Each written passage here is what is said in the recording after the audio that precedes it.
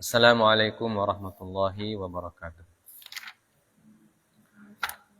Innal hamdalillah nahmaduhu wa nasta'inuhu wa nastaghfiruhu wa nastahdihi wa na'udzu billahi min syururi anfusina wa min sayyiati a'malina. May yahdihillahu fala mudhillalah wa may yudlil fala hadiyalah. Wa asyhadu an la ilaha illallah wahdahu la syarikalah wa asyhadu anna Muhammadan abduhu wa rasuluhu la nabiyya ba'dah. Allahumma salli wa sallim wa barik ala nabiyyina Muhammadin sallallahu alaihi wasallam wa ala alihi wa ashabihi wa man tabi'ahum bi ihsanin ila yaumiddin, amma ba'd. Allahumma inna nas'aluka ilman nafi'a wa rizqan thayyiba wa amalan mutaqabbala. Allahumma la sahla illa ma ja'altahu sahla wa anta taj'alul hazna idza syi'ta sahla. Allahumma 'allimna ma yanfa'una wanfa'na bima 'allamtana innaka antal alimul hakim. Pertama-tama marilah kita senantiasa memanjatkan puja dan puji serta syukur kita kehadirat Allah Subhanahu wa taala.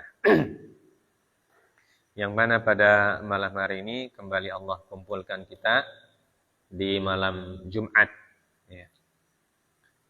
Malam yang disebut sebagai Sayyidul Ayyam, yaitu tuannya hari atau pelopornya hari atau hari yang paling utama, yaitu hari Jumat. Kita berselawat dan juga mengucapkan salam untuk baginda Nabi Muhammad sallallahu alaihi wasallam, ya, pada para keluarga beliau yang beriman dan juga sahabat-sahabat beliau yang setia mendampingi dan melanjutkan perjuangan beliau mengajarkan ajaran Islam kepada umat manusia. Anak-anakku sekalian dan jamaah yang dimuliakan oleh Allah Subhanahu wa taala, ya, kembali kita melanjutkan pembacaan kitab Al-Ghayat wa Taqrib dan disyarah oleh dalam kitab Kifayatul Akhyar. Ya. Poin terakhir dari muqaddimah. Jadi ini malam pertemuan terakhir kita untuk muqaddimah insyaallah. Pertemuan selanjutnya kita akan masuk ke kitabnya. Ya. Kita sudah baca poin terakhirnya pekan lalu, yang intinya menjelaskan tentang mengapa, ya, Al-Imam Abu Syuja' menulis kitab Al-Ghayat wa Taqrib, ya, dan metode beliau menulis seperti apa, dan juga dasar-dasarnya atau pondasi penulisan dari kitab ini berinduk kepada mazhab apa. Itu sudah dijelaskan. Jadi beliau mengatakan, sa'alani ba'du asdiqai hafizahumullah ta'ala an a'mala mukhtasaran fil fiqhi ala mazhabil imam asy-Syafi'i fi ghayatil ikhtisar. Ya. Di sebagian sahabat asdiqa ini sebagian sahabat, sebagian teman, atau sebagian kaum muslimin yang beliau kenal tentunya. Sebagian kaum muslimin yang ada dan yang beliau kenal dan kemudian membutuhkan kitab yang berbicara tentang fikih dalam mazhab Imam Asy-Syafi'i, tapi dalam bentuk yang simple. Kitab yang simple. Kitab yang simple, beliau mengatakan mukhtasaran. Ya. Simple itu ringkas. Ya. Ringkas dan bisa dibaca atau bisa dipelajari secara singkat. Ya. Tidak membutuhkan waktu yang terlalu lama. Tetapi mencakup berbagai macam aspek yang dibutuhkan oleh kaum muslimin dalam kehidupan mereka sehari-hari. Ya. Maka beliau mengatakan an a'mala mukhtasaran fil fiqhi. Ya. untuk mereka meminta kepada saya untuk membuat suatu mukhtasar, suatu buku ringkasan dalam fiqih ala mazhabil Imam Asy-Syafi'i. Ya, sesuai dengan mazhab Imam Asy-Syafi'i. Siapa Imam Asy-Syafi'i? Nah, di sini disebutkan, dijelaskan oleh penulis Kifayatul Akhyar, yang beliau maksud dengan al-mukhtasar adalah ma qalla lafdhuhu wa kathurat ma'anihi. Jadi yang dimaksud dengan mukhtasar atau ringkasan yang ingin dibuat itu adalah apa-apa yang lafadznya singkat tetapi maknanya banyak. Disebut dengan ikhtisar. Ikhtisar itu menggunakan lafadz yang singkat, ya, tetapi mencakup makna-makna yang banyak. Ya, artinya kalau dalam masalah fikih dengan kitab yang ringkas, tapi sudah mencakup semua aspek tentang fikih. Ya, walaupun penjelasannya ringkas-ringkas, tapi itu sangat penting. Artinya kalau orang membaca, ya dia sudah punya gambaran yang gambaran yang menyeluruh tentang masalah-masalah utama dalam fikih yang bisa diamalkan, ya, dalam kehidupan sehari-hari.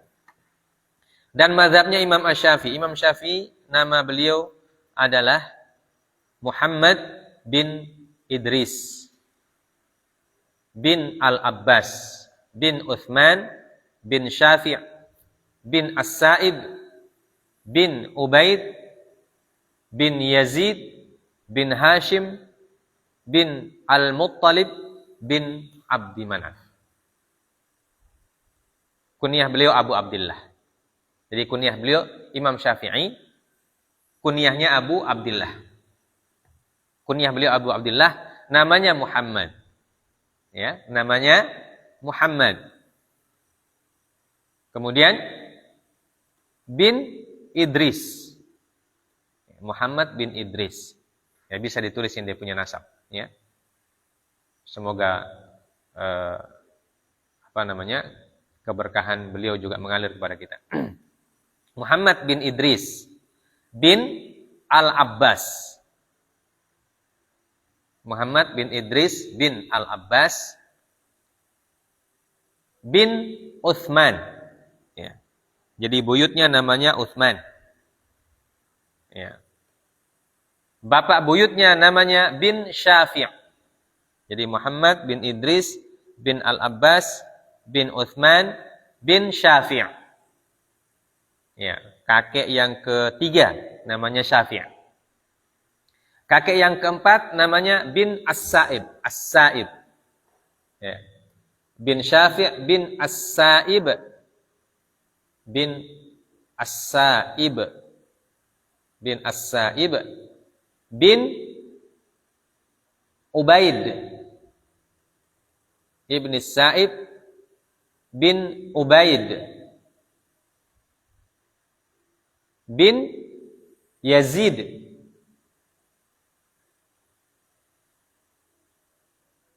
Bin Hashim.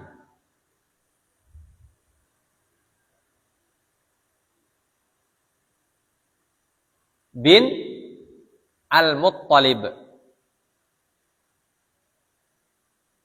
Bin Al-Muttalib. Bin Abdi Manaf. Ya. Jadi Muhammad bin Idris Ibn Al-Abbas, Ibn Uthman, Ibn Syafi' bin Sa'ib, Ibn Ubaid, Ibn Yazid, Ibn Hashim, bin Al-Muttalib, bin Abdi Manaf. Ya. Jadi kakek pertamanya namanya Al-Abbas. Ya. Dan kakek yang tertinggi dalam nasab ini yang disebutkan adalah Abdi Manaf. Ya. Jadi beliau bertemu nasabnya dengan Rasulullah di Abdi Manaf. Ya. Karena Abdi Manaf punya anak namanya Al-Muttalib. Al-Muttalib punya saudara namanya Hashim. Nah, Hashim melahirkan Abdul Muttalib. Terus sampai ke bawah melahirkan Nabi kita Muhammad sallallahu alaihi wasallam. Dan dari anak yang Al-Muttalib. Jadi Abdi Manaf punya anak Al-Muttalib. Al-Muttalib ini punya anak namanya Hashim juga. Jadi Hashim yang di sini bukan Hashim yang di sana. Jadi Hashimnya Imam Asy-Syafi'i bukan Hashimnya Rasulullah. Tapi mereka ketemunya di Abdi Manaf. Karena Abdi Manaf punya nama anak namanya Hashim dan Al-Muttalib. Makanya dua bani yang kita sudah sebutkan dalam sirah.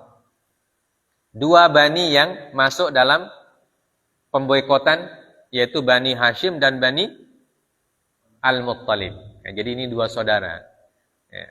Bani Hashim dan Bani Al-Muttalib. Nah, Imam Asy-Syafi'i berasal dari Bani Al-Muttalib. Bani Al-Muttalib. Makanya disebutkan dalam kitab ini, bertemunya nasabnya Nabi dan Imam Asy-Syafi'i itu bertemunya di Abdi Manaf, bukan di Hashim, karena Hashimnya Imam Asy-Syafi'i berbeda dengan Hashimnya berbeda dengan Hashimnya Rasulullah. Hashimnya Imam Asy-Syafi'i kemenakan dari Hashimnya Rasulullah SAW. Jadi Abdi Manaf punya anak Hashim dan Al-Muttalib. Al-Muttalib ini punya anak Hashim. Jadi Hashim yang sini dan Hashim yang sini hubungannya keponakan. Hubungan keponakan. Jadi Imam Asy-Syafi'i dari Bani Al-Muttalib, bukan dari Bani Hashim. Tapi Bani Hashim dan Bani Al-Muttalib oleh Rasulullah disatukan. Sering disatukan dalam berbagai macam peristiwa. Karena memang Bani Hashim dan Bani Al-Muttalib, dua bani ini sangat dekat dan saling bantu-membantu. Sehingga Imam Asy-Syafi'i adalah orang Quraisy. Beliau adalah orang Quraisy. Dan disebut Ahlul Bait juga.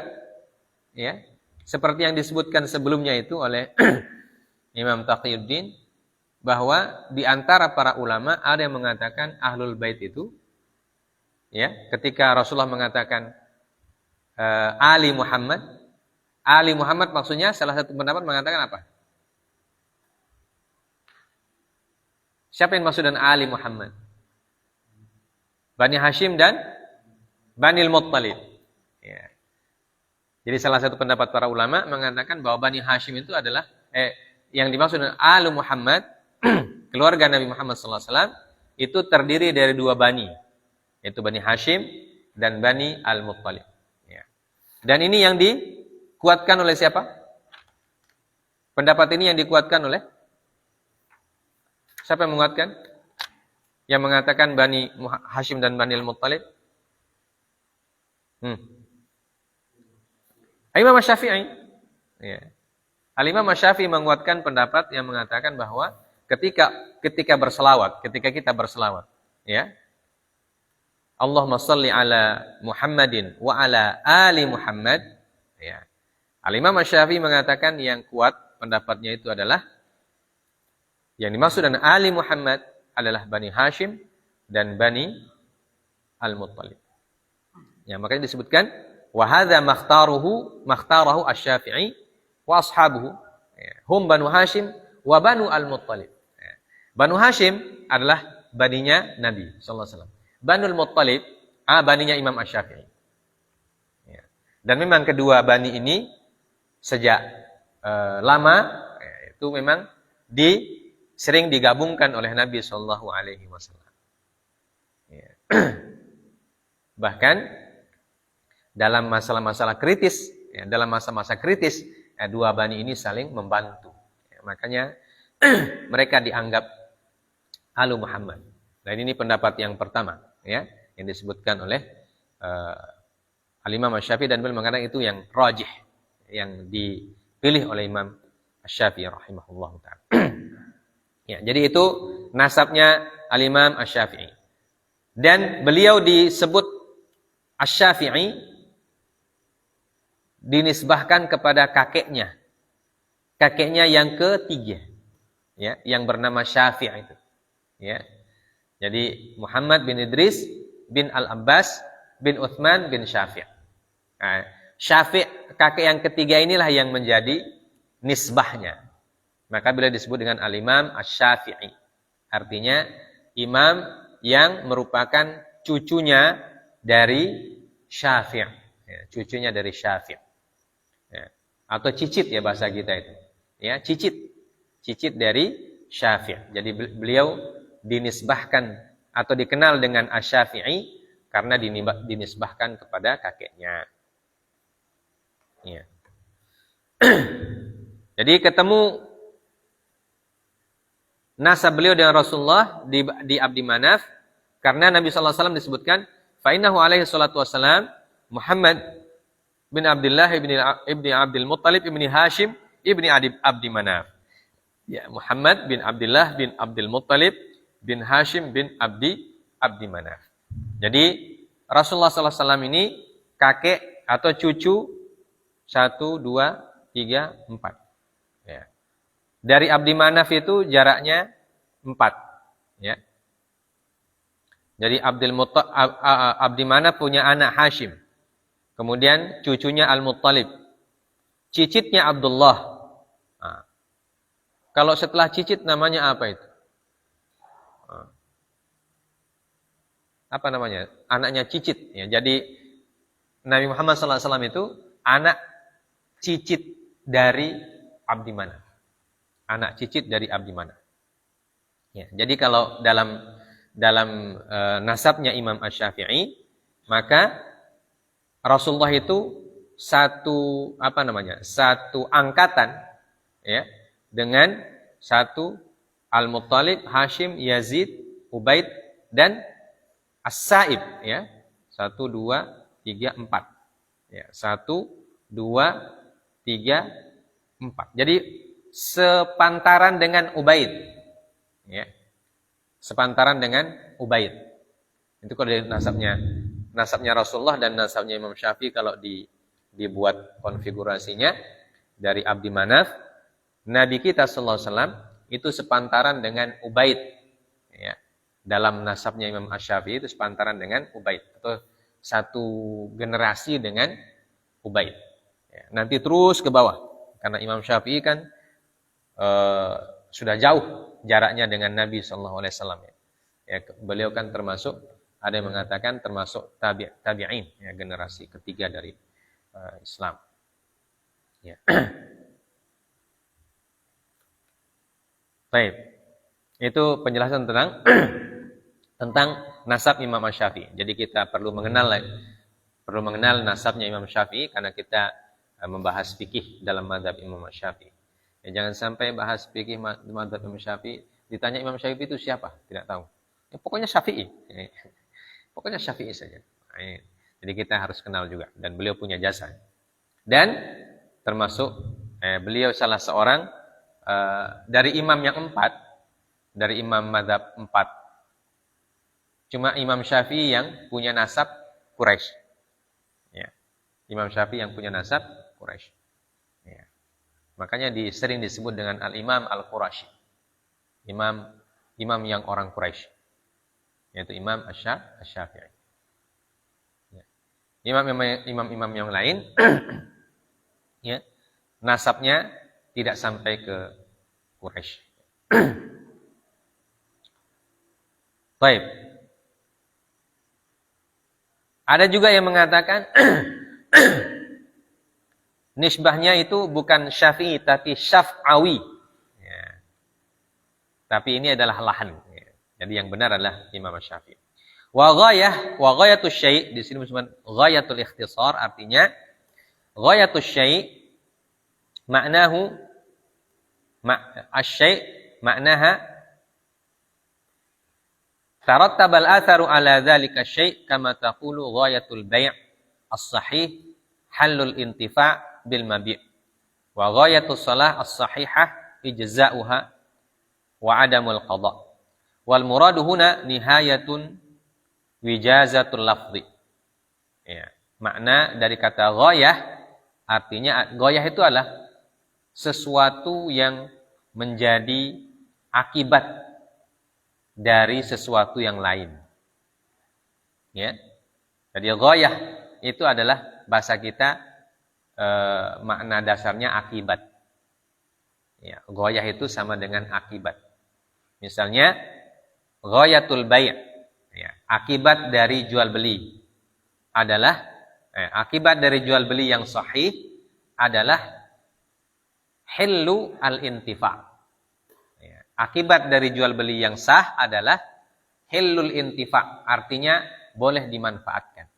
Ya, jadi kalau kita beli pulpen misalnya atau beli pensil dengan cara yang benar, dengan cara yang sahih, maka pensil ini akibatnya apa? Akibatnya dia berpindah tangan kepada kita dan kita boleh menggunakannya. Ya. Boleh menggunakannya.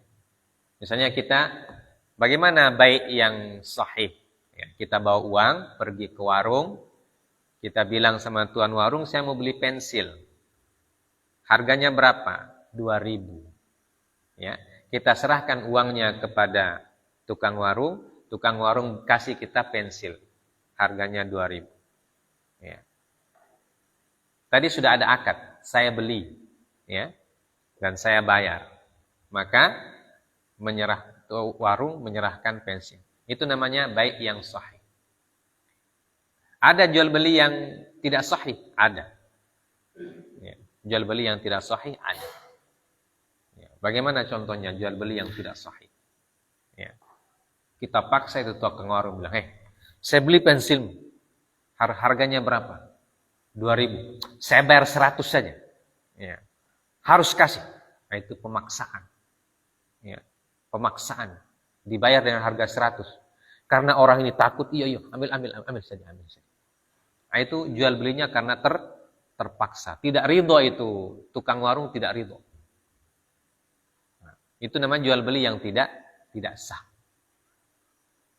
Nah, kalau jual beli tidak sah, berarti kita pakai pensilnya juga haram. Ya, tidak boleh pakai pensilnya. Karena apa? Karena kita sudah memaksa orang itu. Kita ancam dia. Dan dia menyerahkan barangnya dan mengambil harga yang kita ambil karena merasa terancam. Nah, itu sebenarnya mengambil hak dengan cara yang batil. Nah, kalau mengambil hak dengan cara yang batil, jual belinya batal juga. Ya. Karena orang tersebut tidak ridho. Ya. Dan jual beli yang sah itu harus ridho. Ya, harus ridho. Antaradin kata Allah dalam Al-Quran. Illa antakuna tijaratan. Apa ayatnya? Quran surah. Illa antakuna tijaratan antaradin minkum. Surah An-Nisa. Ya. Antaradin minkum. Nah, kalau kita paksa itu tidak. Jadi ada jual beli yang sahih, ada jual beli yang tidak sahih. Nah, jual beli yang sahih, kata beliau, akibatnya apa? Hillul intifa'. Halal untuk kita manfaatkan. Jadi karena kita beli sesuai dengan aturan dan dianggap dan dikategorikan aturan yang sahih, kita beli baik-baik ke tukang warung, harganya 2.000, kita bayar 2.000. Ya. Karena kita merasa 2.000 itu sudah memang seperti itu harganya. Nah, dia ridho, kita ridho. Dia kasih kita barang, kita kasih uangnya. Itu namanya bai' jual beli yang sah. Maka akibatnya apa? Akibatnya pensil ini jadi milik kita dan halal untuk kita gunakan. Ya, kalau yang tadi pensilnya haram untuk digunakan karena menggunakan cara-cara yang tidak sah. Kemudian wa ghayatus shalah, dan akibat dari salat as-sahihah, salat yang sahih, ijza'uha wa adamul qadha. Ya, kalau orang salat dengan tata cara yang sahih, maka akibatnya salatnya dianggap sah dan dia tidak wajib mengganti. Ijza' itu hanya dikategorikan sah, ya. Bukan dianggap. Nanti kalau dianggap nanti persepsinya bisa beda, ya. Jadi kalau kita sholat dengan tata cara yang benar, tata cara yang sahihah, maka akibatnya sholat kita itu dikategorikan sholat yang sah. Diberikan ijza. Ijza itu artinya diberikan pahala. Ya, diberi pahala oleh Allah dan tidak wajib diganti. Karena kita sudah laksanakan. Ya. Itu yang disebut dengan kata ghoyah. Ya. Jadi kata ghoyah itu artinya akibat. Tarattubul athar. Ya. Akibat dari sesuatu yang lain. Ya. Dan wal muraduhuna, dan yang beliau maksudkan dalam kitab ini, dalam mukaddimahnya, ayat adalah nihayatu wijazatil lafzi. Ya. Jadi ghoyah yang dimaksudkan oleh Imam Abu Syuja dalam mukaddimah beliau mengatakan apa? Di mana beliau mengatakan apa sebenarnya disebutkan? Mana? Fi ghayatil ikhtisar, ya. Dalam kata beliau fi ghayatil ikhtisar. Ghayah itu maksudnya di sini adalah fi nihayati wijazatil lafzi. Artinya dalam kata yang paling ringkas bahasa kita, ya. Jadi beliau diminta oleh sahabat-sahabat beliau, oleh murid-murid beliau dan oleh teman-teman beliau untuk membuat sebuah kitab yang paling ringkas dalam masalah fiqih mazhab Syafi'i. Ya. Ya. Jadi makanya kitab Al-Ghayat wa Taqrib itu dikategorikan kitab fiqih yang paling ringkas. Karena tidak banyak dia punya lembaran. Ya, cukup tipis. Ya, cukup tipis. Karena memang disengaja dibuat tipis begitu. Ya. Karena memang ada permintaan orang lain yang ingin. Jadi ada orang yang ingin belajar fikih, tapi dia ingin belajar fikih dari awal sekali. Ya. Nah, kalau dari awal sekali otomatis tidak boleh langsung masalahnya dirumit-rumitkan, ya. Agak susah. Ya. Karena memang kita belajar yang pokok-pokok dulu. Ya. Nanti yang rumit-rumit itu kalau sudah belajar tingkat tinggi baru yang rumit-rumit dipelajari. Nah, makanya Al-Ghayatu wat Taqrib biasanya dipelajari oleh orang belajar fikih pemula. Ya. Macam kita ini. Seperti kita ini, kita baru belajar fikih, maka kita pakai dulu kitab yang tipis-tipis. Ya. Supaya kita paham pokok-pokoknya dulu. Ya. Pokok-pokok dari fikih. Ya. Wat taufiq maknahu huwa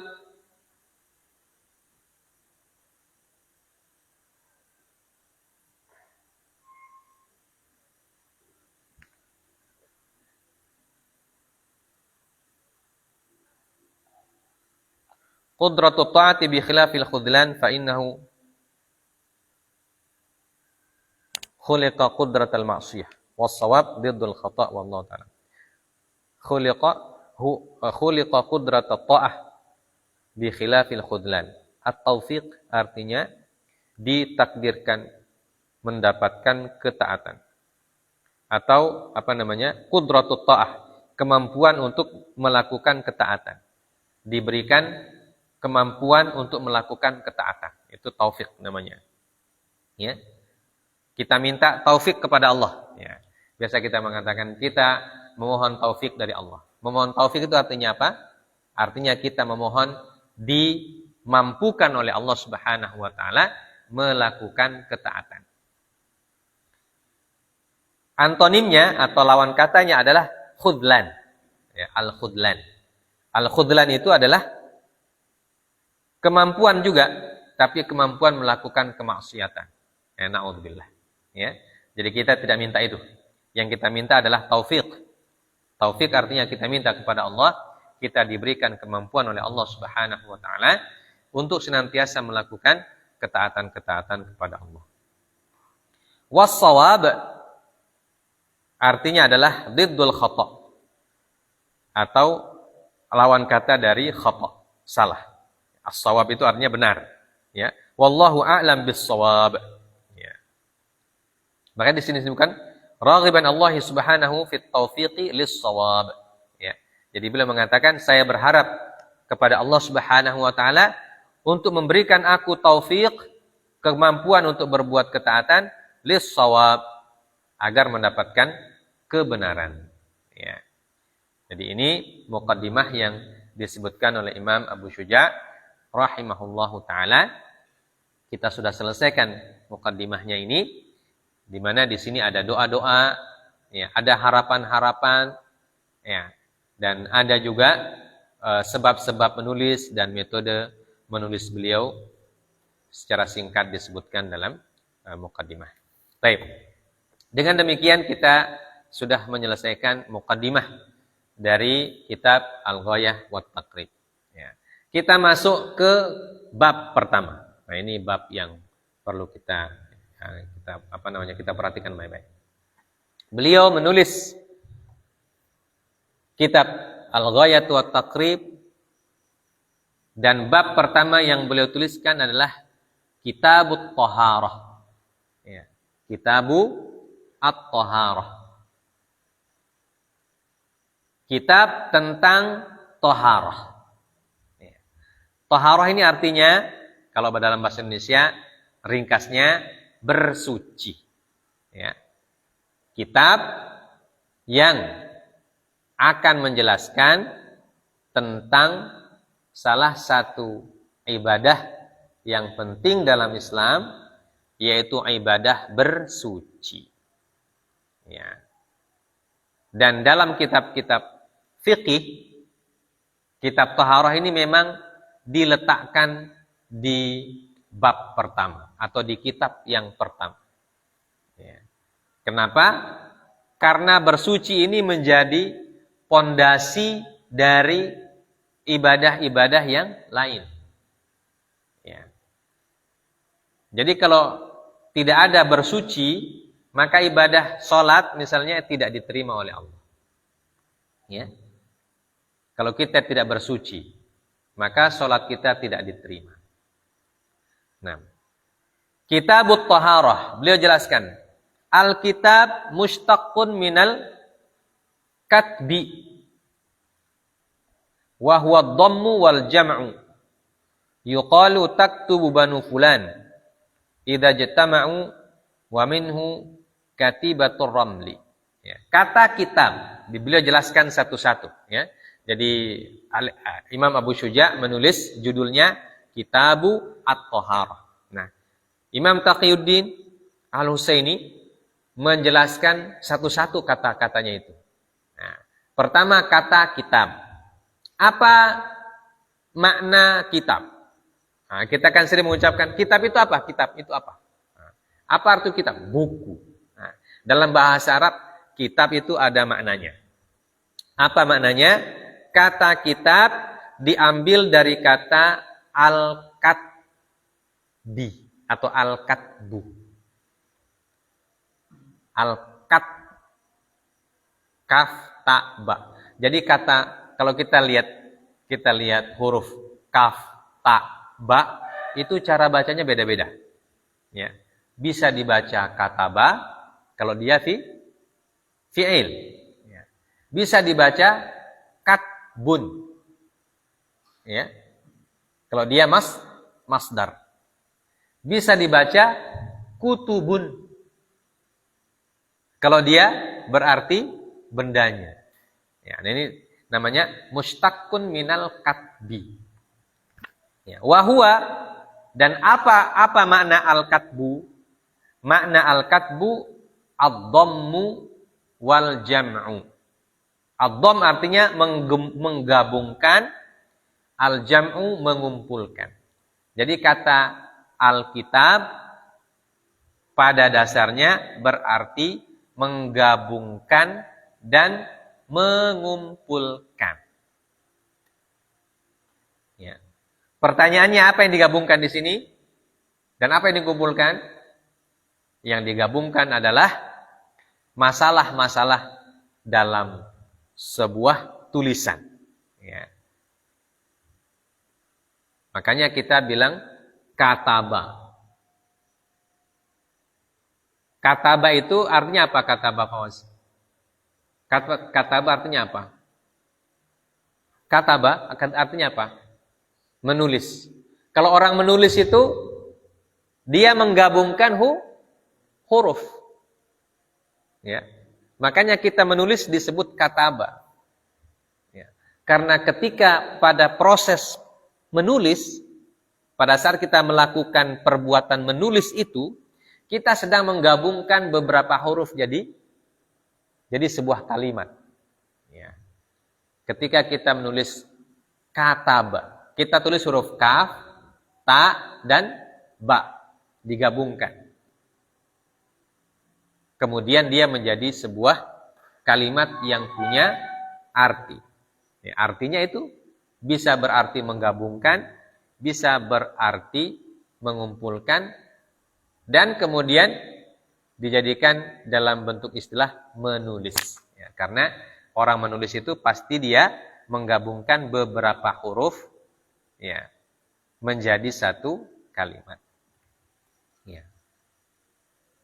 Makanya kitab, buku disebut kitab di dalam bahasa Arab. Kenapa?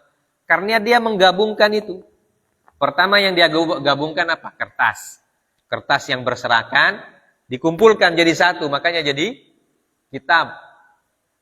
Ya, namanya kitab. Kenapa? Karena dia mengumpulkan beberapa lembar kertas.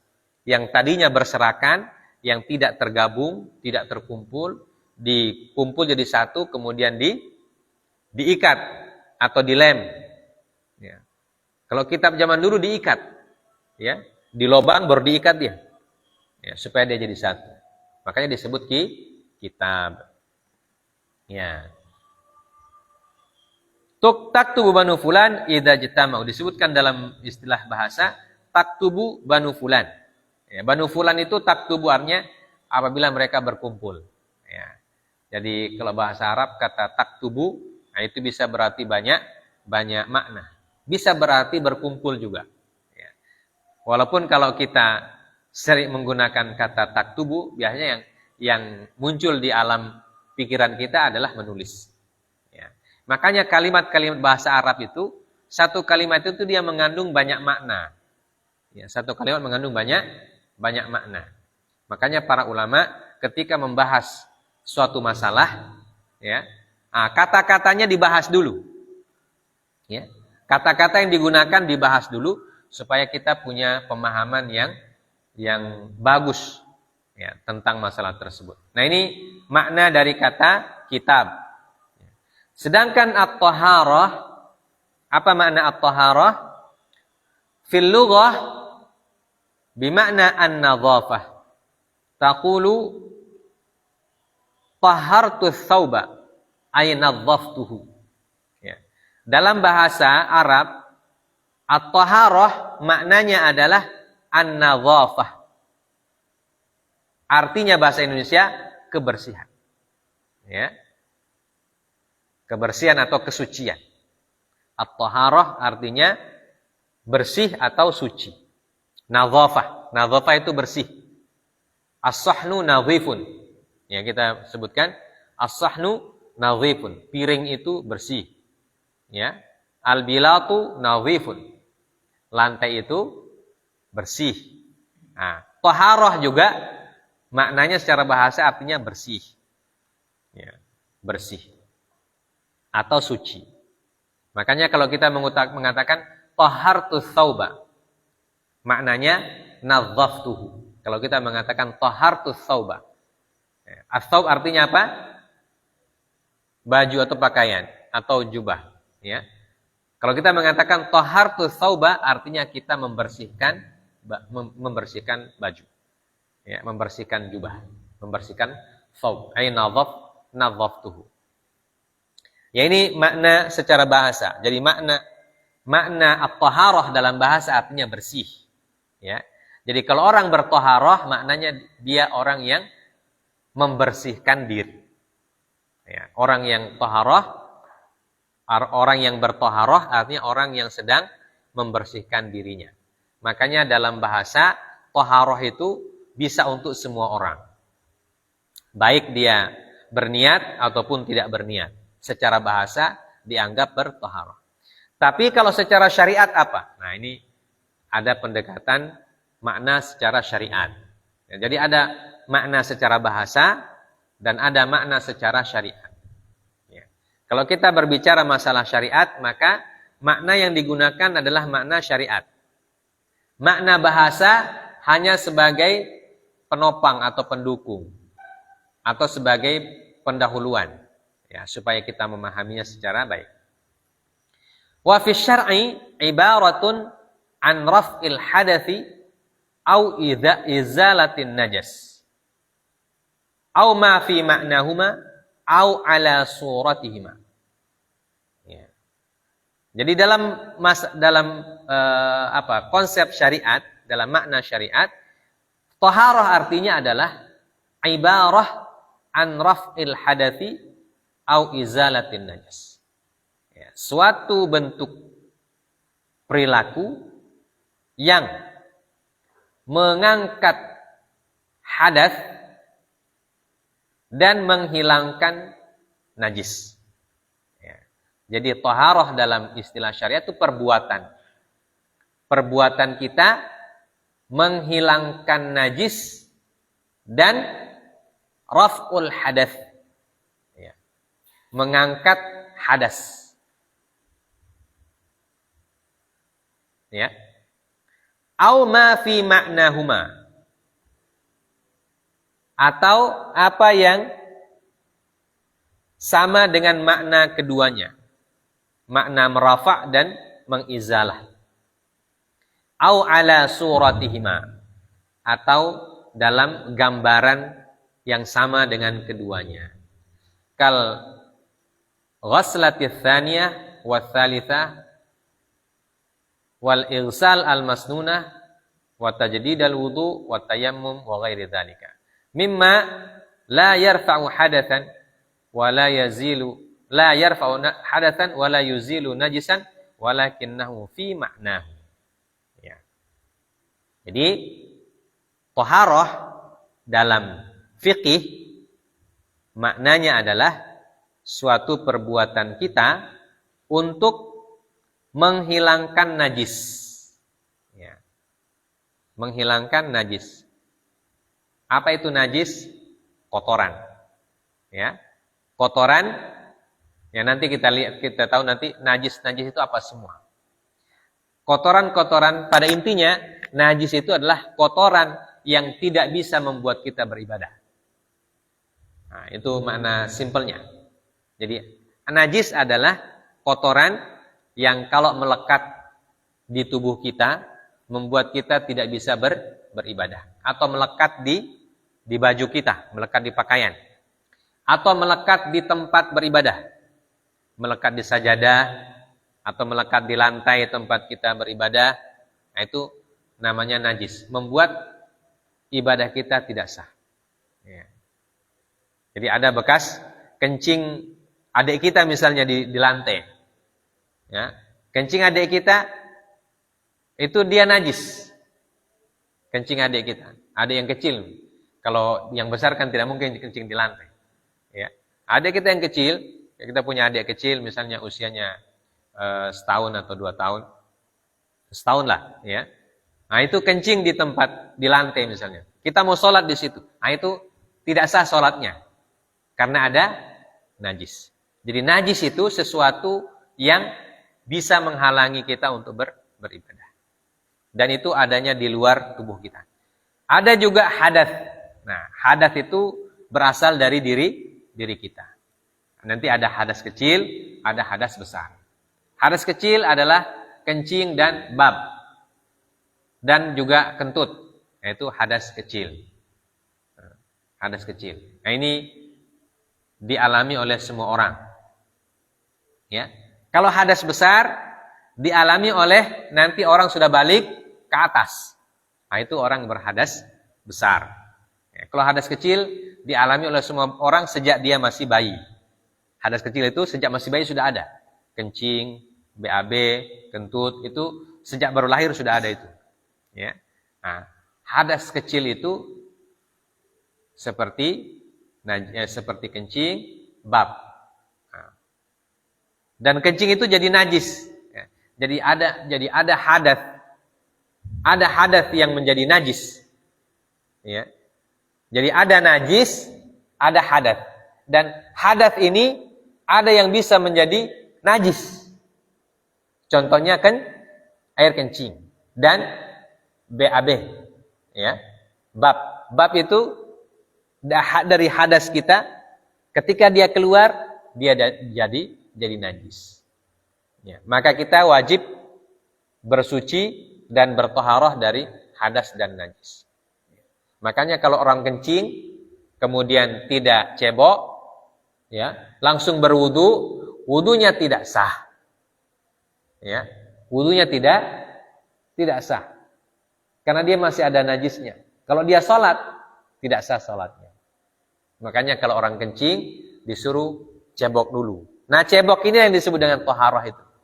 Ya, proses kita mencebok itu disebut dengan toharoh. Paham ya? Paham Teo? Ya.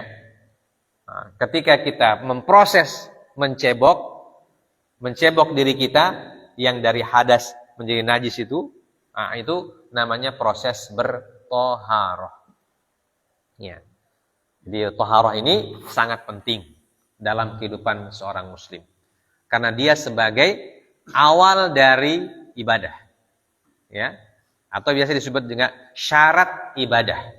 Ya. Syarat kita beribadah adalah wudu atau bertoharoh. Suci dulu. Orang yang sholat tapi tidak bertoharoh, tidak bersuci, maka sholatnya tidak sah. Ya, tidak sah. Nah, ini definisi dari kata toharoh. Dan nanti ketika penjelasan tentang toharoh ini, ada beberapa hal yang perlu kita jelaskan. Pertama tentang alat bertoharoh. Ya. Yang kedua tata cara bertoharoh. Ya. Dan yang ketiga sebab kita bertoharoh tadi itu. Sebab pertama adalah najis, sebab kedua adalah hadas. Jadi sebab kita bertoharoh kalau ada najis dan ada hadas. Alat bertoharoh itu apa? Nanti disebutkan. Dan bagaimana tata cara kita bertoharoh. Ya, itu kita sebutkan di pertemuan selanjutnya. Ya. Jadi kita cukupkan dulu tentang pengertian dulu. Ya. Ini sudah mengerti semua DP makna ini. Makna toharoh semua mengerti semua. Ya, jadi toharoh sekali lagi adalah suatu perilaku atau perbuatan seorang muslim yang ingin mengangkat hadas dari dirinya dan menghilangkan najis. Ya, itu disebut dengan toharoh. Ya. Jadi kalau ada orang bertoharoh berarti dia ada salah satu di antara dua. Apakah dia berhadas atau dia ada najis. Ya, berhadas itu ada hadas besar, ada hadas kecil. Ya, hadas kecil cara bertoharohnya dengan cebok. Ya, baik kencing ataupun BAB. Nah, kalau kentut tidak dicebok. Kecuali kentutnya berisi. Ya. Kentutnya berisi. Misalnya dia mencret itu. Orang mencret kan terkadang bukan BAB dia kentut. Tapi ada cairan yang keluar. Nah, itu harus dicebok juga itu. Cairan yang keluar itu harus dicebok juga. Ya, tidak usah senyum-senyum. Ya, kita belajar ini pokoknya open ini. Ya. Nah, memang begitu secara belajarnya. Ya. Memang begitu cara belajarnya. Ini bukan lucu ini, tidak lucu. Memang harus dipelajari seperti itu. Jadi kalau kita kentut, kemudian kentut kita dalam keadaan mencret, ya. Biasanya kentut karena biasanya hanya angin saja, ya kan? Hanya angin yang angin yang keluar. Ya, terkadang anginnya berbunyi. Ya, terkadang juga tidak bunyi. Ya. Dan ada bau. Ya, jadi bau itu, kentut itu ciri khasnya apa? Ada suara, ada bau. Ada suara, ada bau. Nah, kalau dia kadang dia berbau dan bersuara juga, sama-sama ada. Kadang dia berbau tapi tidak bersuara. Dan kadang dia bersuara tapi tidak berbau. Nah, itu kentut itu. Ya. Dan kadang ketika kita dalam kondisi sakit mencret, kentut itu tambah lagi satu, berisi. Ya. Jadi bersuara, berbau dan berisi. Nah, itu proses toharohnya beda-beda. Ya. Kalau hanya berbau dan bersuara saja, ya langsung saja wudu. Ya, langsung saja wudu. Tapi kalau dia berbau, bersuara, berisi, cebok dulu. Ya. Dicuci dulu itu tempat keluarnya itu. DP knalpot. Jadi kita itu juga punya knalpot. Ya, knalpot di belakang. Kalau laki-laki knalpotnya di belakang, di depan juga. Ya. Nah, knalpotnya dicuci dulu sebelum berwudu, dicuci. Itu namanya berwudu, bertoharoh dari najis karena kita bercebok, kemudian toharoh dari hadas dengan cara berwudu. Nah, itu namanya toharoh. Ya, sampai sini paham semua? Ya, insya Allah paham karena ini masih ringan saja. Ya, insya Allah bisa dimengerti. Dan begitulah kalau kita belajar fikih. Ya, pasti ada yang kedengarannya membuat kita tersenyum-senyum atau tertawa-tertawa. Ya, tapi memang begitu belajarnya. Ya. Tidak bisa lagi dengan cara yang lain. Ya, kita harus ucapkan kentut supaya kita paham. Jangan bilang ada angin apa nanti? Angin sepoi-sepoi kah? Angin pokoknya kentut saja. Ya, supaya cepat paham. Ya. Nah, kentut itu nanti ada hukumnya itu. Dia termasuk hadas, tapi hadasnya hadas kecil. Nah, dan hadas kecil, cara bertoharohnya beda-beda. Ada yang langsung berwudu boleh, seperti kentut. Nah, kalau kencing dan bab, itu harus cebok dulu. Ya, cebok dulu dan yakin tidak ada yang keluar lagi setelah cebok. Kalau setelah cebok keluar lagi, cebok ulang. Ya, sampai putus. Ya, sampai putus dan sampai tidak ada lagi yang keluar. Ya, itu nanti dijelaskan dan caranya di sini bagaimana cara cebok yang benar yang sesuai dengan tuntunan Rasulullah SAW dan bagaimana cara menghabiskan ya kotoran yang ada yang mau keluar itu supaya kita betul-betul yakin tidak ada lagi dia punya sisa-sisa. Nah, karena sisa-sisa itu nanti bermasalah nanti. Ya, sisa kencing, sisa BAB, nah itu nanti bermasalah. Dan ini menggambarkan Islam itu agama yang sangat bersih. Ya, agama yang bersih. Ya. Agama kita ini agama bersih. Ya. Makanya kalau ada orang Muslim tapi tidak cebok berarti dia tidak paham Islam. Ya. Dan wajib orang Muslim paham cara cebok. Kenapa? Karena itu nanti kata Nabi SAW, ada orang yang diazab di kubur karena dia tidak cebok. Atau ceboknya tidak bersih. Jadi nanti ada juga nanti hadisnya di sini kita sebutkan sebagai mukaddimah. Rasulullah SAW pernah lewat dua buah kuburan, ya, lewat dua buah kuburan bersama para sahabat. Ya. Tiba-tiba Rasulullah SAW ambil pelepah kurma yang masih basah. Ya, pelepah kurma yang masih basah. Beliau potong jadi dua bagian. Ya. Yang satu disimpan di kubur sebelah, satu disimpan kubur yang satu. Para sahabat bertanya, ya Rasulullah, mengapa Rasulullah SAW melakukan perbuatan itu? Ya. Rasulullah bilang bahwa penghuni dua kubur ini sedang diazab. Ya. Innahuma la yu'adzaban, wa ma yu'adzabani fi kabirah. Tapi mereka ini kata Rasulullah tidak diazab karena dosa besar. Ya. Tidak diazab karena dosa besar. Jadi apa sebabnya? Dosa kecil. Ya. Jadi kata Abu Bakar As-Siddiq radhiyallahu ta'ala anhu bahwa Allah itu bisa mengampuni dosa besar, tapi bisa juga mengazab dosa kecil. Ya. Karena itu kita jangan pandang enteng dosa. Sekecil apapun dosa bisa menjadi sebab datangnya azab. Kata Rasulullah, 2 orang ini wa ma yu'adzabani fi kabirah. Mereka tidak diazab dengan dosa yang besar. Apa sebab mereka sedang diazab di kuburnya?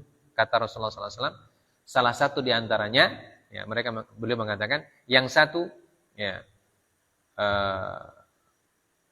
kata beliau, yang satu ini tidak sempurna di dalam bertaharah, tidak sempurna dalam bersuci, atau dalam riwayat yang lain disebutkan dia tidak bersuci. Ya, jadi ada 2 riwayatnya. Yang satu mengatakan tidak sempurna bersucinya, yang satu mengatakan memang dia tidak bersuci. Jadi kalau dia kencing itu dia tidak cebok. Jadi hati-hati yang kencing tidak cebok. Mulai sekarang kencing harus cebok. Karena kencing tidak cebok itu bisa membuat azab kubur. Ya. Dan azab kubur itu tidak bisa dibayangkan. Jangan bawa azab kubur. Jangan bilang begitu. Azab kubur itu berat. Ya, berat azab kubur itu. Ya. Rasulullah mengatakan yang salah satunya tidak bersih dalam bersuci atau tidak sempurna bersuci. Dan yang satu yamshi bin namimah. Ya. Yang satu lagi sebabnya karena dia suka berjalan pergi mengadu domba orang. Ya. Provokator bahasa sekarang. Ya. Jadi hati-hati jadi provokator. Ya. Suka mengadu domba orang. Bikin orang berkelahi, itu namanya provokator. Provokator bisa diazab di kubur. Ya. Bisa diazab di kubur provokator itu. Ya. Jadi hati-hati bab provokator. Hati-hati bab bicara orang begini. Tujuannya supaya orang itu berkelahi atau supaya terjadi masalah. Itu namanya provokator. Itu namimah namanya itu. Itu kata Rasulullah, sebab kenapa 2 orang di kubur itu diazab. Dan Rasulullah mengatakan, saya tancapkan itu tadi pelepah kurma yang masih basah, ya, untuk meringankan hukuman mereka. Meringankan azab mereka. Ya, selama pelepah itu basah, kata Rasulullah SAW, selama pelepah itu basah, maka azab mereka itu tidak dihilangkan, tapi diringankan. Ya. Sallallahu alaihi wa ala alihi wasallam. Jadi itu bentuk kasih sayang Nabi kepada umatnya. Ya, jadi itu tadi yang jadi poin kita adalah tidak bersih dalam bersuci atau tidak sempurna dalam bersuci, apalagi kalau tidak bersuci. Tidak sempurna saja atau tidak bersih saja bersucinya, masih ada sisa-sisa. Itu membuat orang diazab dalam kubur. Maka Abu Bakar As-Siddiq mengatakan, Allah bisa mengampuni dosa besar. Maka jangan putus asa. Tapi bisa mengazab dosa kecil. Maka jangan tertipu. Ya. Apa artinya jangan tertipu? Dosa kecil tiali. Jangan tertipu seperti itu. Karena apa? Karena bisa jadi dosa kecil itu bisa mendatangkan azab. Nah, kalau kita berdosa besar, kata beliau, jangan putus asa. Setelah dosa besar, tobat kepada Allah. Ya, beristighfar, bertaubat, menyesal, menangis. Tobat sebenar-benarnya. Nah, karena bisa jadi dosa besar yang ditaubatkan dengan tobat yang nasuha, itu bisa diampuni oleh Allah Azza wa Jalla. Tapi dosa kecil yang dipandang enteng, bo kincing, ya, bo sadiki. Itu bisa menyebabkan Allah mendatangkan azab. Ya, karena kita pandang enteng dosa kecil. Ya. Jadi dosa-dosa kecil jangan pandang enteng. Ya, segera perbaiki diri, bertobat. Ya, walaupun dosa kecil, kita bertobat istighfar kepada Allah Azza wa Jalla. Misalnya kalau kencing, biasanya kencing tidak cebok, mulai sekarang harus cebok. Ya, harus cebok. Sampai bersih. Ya. Karena apa? Karena bisa jadi itu jadi sebab diazab oleh Allah Subhanahu wa taala seperti kondisi orang yang dikubur yang digambarkan oleh baginda Nabi Muhammad SAW. Jadi intinya bersuci ini mengajak kita untuk bersih diri, ya, bersih jasad, bersih batin, ya, bersih pakaian, bersih tempat tinggal. Karena Islam itu agama yang bersih, ya, mengajari kita untuk bersih. Bahkan di dalam hadis Nabi SAW beliau mengatakan, an-nadhafatu syatrul iman. Ya, bersih itu adalah setengah dari keimanan. Jadi kalau orang sudah bersih, nah, imannya dia sudah dapat setengah. Tinggal setengah lagi. Ya. Setengahnya dengan cara beramal soleh dan seterusnya. Baik, anak-anakku sekalian dan jamaah yang dimuliakan Allah, kita akan cukupkan sampai sini dulu. Insya Allah kita sambung di pekan yang akan datang tentang bab pertamanya itu anwa'ul miyah, ya, macam-macam air. Air ini artinya alat untuk bersuci. Jadi beliau pertama-tama menjelaskan tentang alat untuk bersuci dulu, ya. Nah, nanti dengan berbagai macam permasalahannya. Demikian, semoga kita diberkahi oleh Allah Subhanahu wa taala, diberikan tambahan ilmu, tambahan pengetahuan, dan diberikan kekuatan dan taufik, seperti kata Imam Abu Syuja, diberikan kepada kita taufik oleh Allah, kemampuan untuk melakukan ketaatan-ketaatan dan kemampuan meninggalkan kemaksiatan-kemaksiatan. Subhanakallah bihamdik, asyhadu an la ilaha illa anta astaghfiruka wa atubu ilaik. Wa sallallahu ala nabiyyina Muhammad wa ala alihi washabbihi wasallam. Wa akhiru da'wana alhamdulillahi rabbil alamin. Assalamualaikum warahmatullahi wabarakatuh.